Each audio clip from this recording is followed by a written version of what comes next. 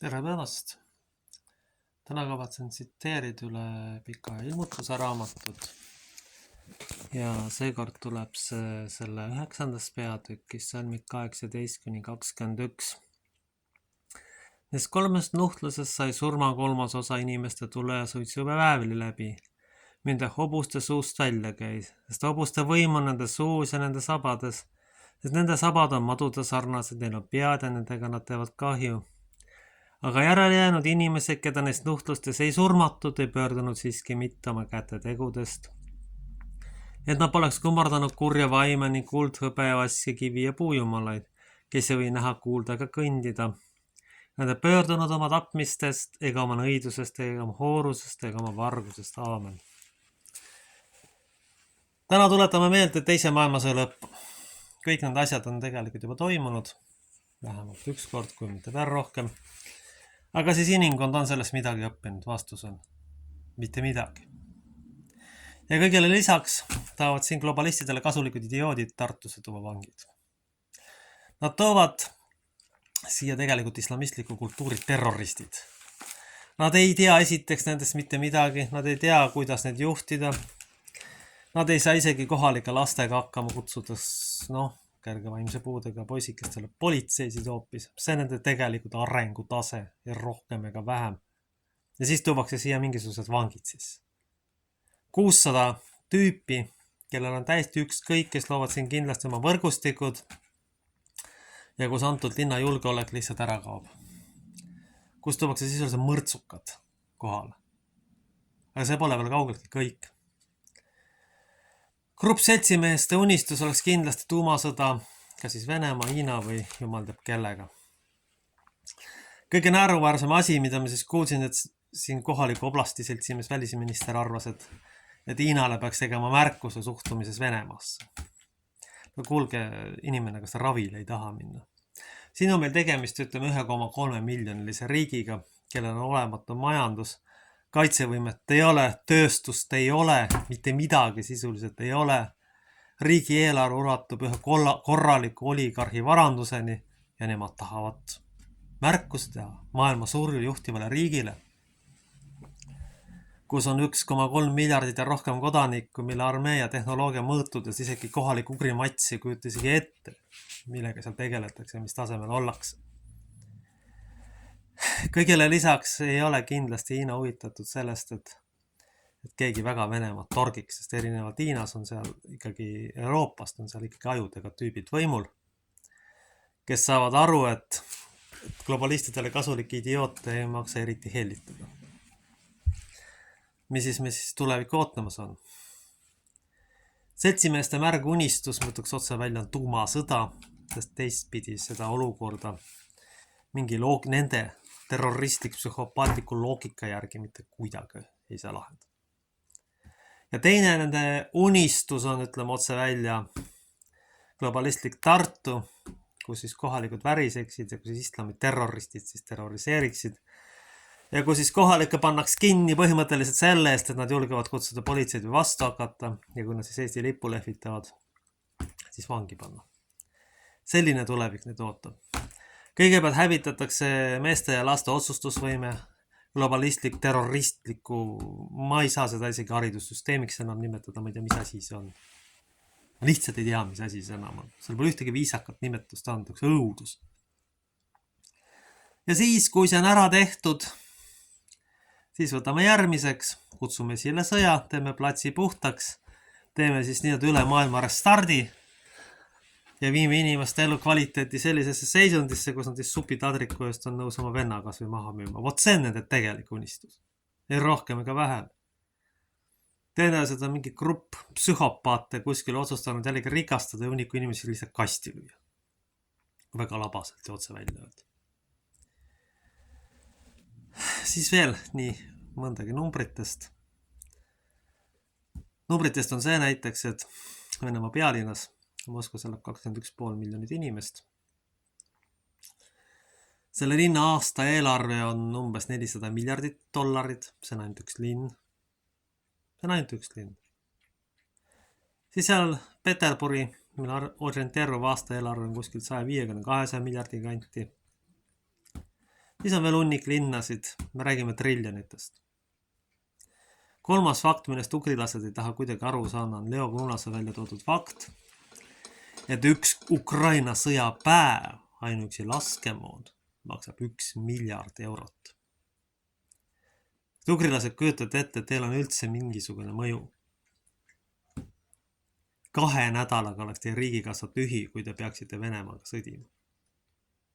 Kui te isegi kõik vahendid sinna paneksite, te isegi aru ei saa, millega tegemist on.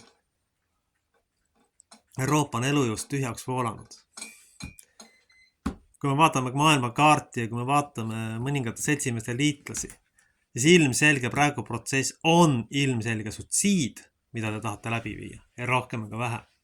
See on viimse päeva teema lõpuks. Kui te kutsute esile tuumasõja, see tähendab seda, et kogu maailm saab kahjustatud esiteks.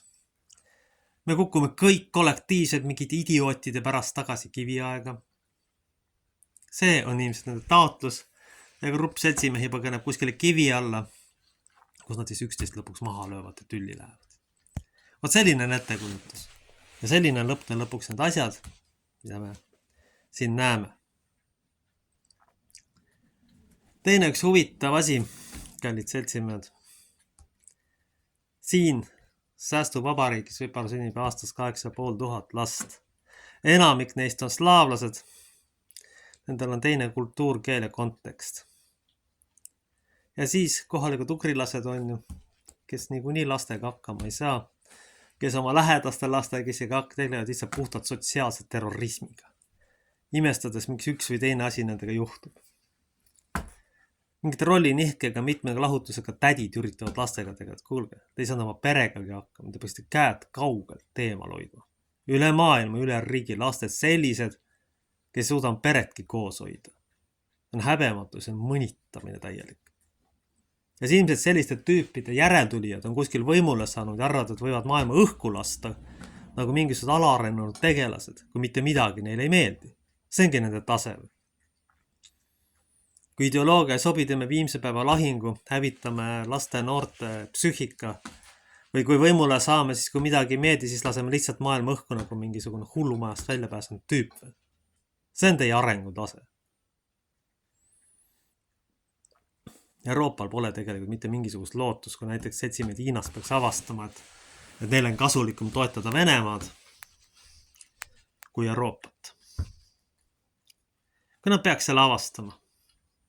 Ja vägagi tõenäoliselt eelistavad nad Venemaad selle lihtsa põhjusele, mitte et nad seda Venemaad nii hirmsasti armastaks. Ei, kaugeltki mitte.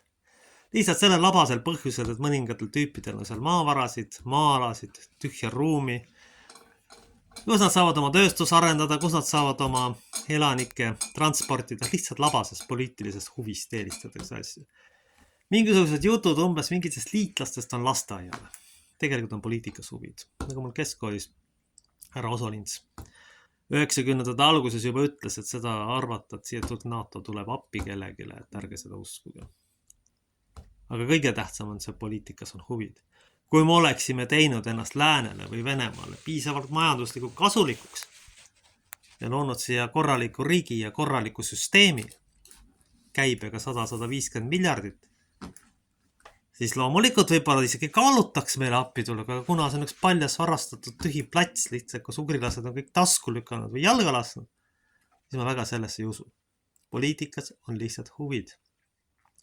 Poliitikat ei huvita mingi globalistidele tasulikud tankisti jutt, et umbes, et näete, et me lähme kellegi ees sõtta. Kallid inimesed, teil pole endal varsti toitu suhu panna, kelle kuradi eest sõtta sinna lähete. Saadate kuskil oma viimased rondid ära ja siis arvate, et olete kõvad sõjatoetajad. Praeguste situatsioonide juures, ma rõhutan veel kord, teil ei ole ressursse ega aega, isegi tervel Euroopal tekib tõenäoliselt Venemaaga probleem. Eriti kui ma rõhutasin, et tegelikult Hiina on kasulikum puht pragmaatilistel põhjustel, isegi mitte ideoloogilistel põhjustel, toetada Venemaad selles olukorras.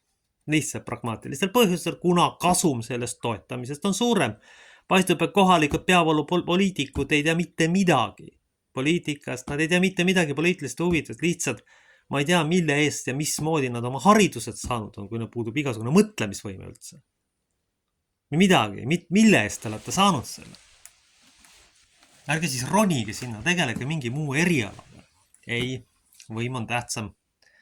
Rahvas ei ole tähtis, võim on tähtsam, isegi kui see viib tuumasõjani välja. Pikas perspektiivis, sest on päris kindel, et Aspergeriku sündroomi esindajad oma raevus, mida ma siin igal sammul praktiliselt näen, ei jäta seda tuumasõda tegemata. Mul on tekkinud kahtlus, et neid tüüpe on palju rohkem kui arvan. Aga praegusel juhul on selge. Praeguse kursi jätkudes tuleb kogu lääne tsivilisatsioon kindla hukatuse poole. Lihtsalt, kui me vaatame poliitilisel malelaual neid asetusi ja puht pragmaatilisi huvisid, me unustame üldse ideoloogiad ära ja eurooplased vist või paljud ei saa ühest asjast aru. Päris poliitik mõtleb puhtalt pragmaatiliselt. Teda tegelikult ei huvita need mingid tankistide poliitmängud ja siuke jutt, mis mitte kuskil ei kõlba. Puht pragmaatilised huvid. On valida siis pool näljas ja pool tühjaks jooksnud Euroopa vahel või riigi vahel, kus siis põhimõtteliselt saab oma rahvastikku lükata, kus on siis võimalik panna siis maavarad, tehased, saab koostööd teha, saab siis sellega kindlustada selle riigi tulevikku. Mis te arvate, et seda ei juhtu? Kindlasti juhtub. Ma olen päris kindel, et kui Euroopa tungib Venemaale mingitel põhjustel kallale, siis Hiina ja India tulevad selle taha. Ja mind ei maksa selle pärast sõimata putinistiks, et mul on keskmiselt suurem mõtlemisvõim erinevalt teist globalistidele kasulikud idioodid, kes mul igalt poolt peaaegu vastu vaatavad. Aamen.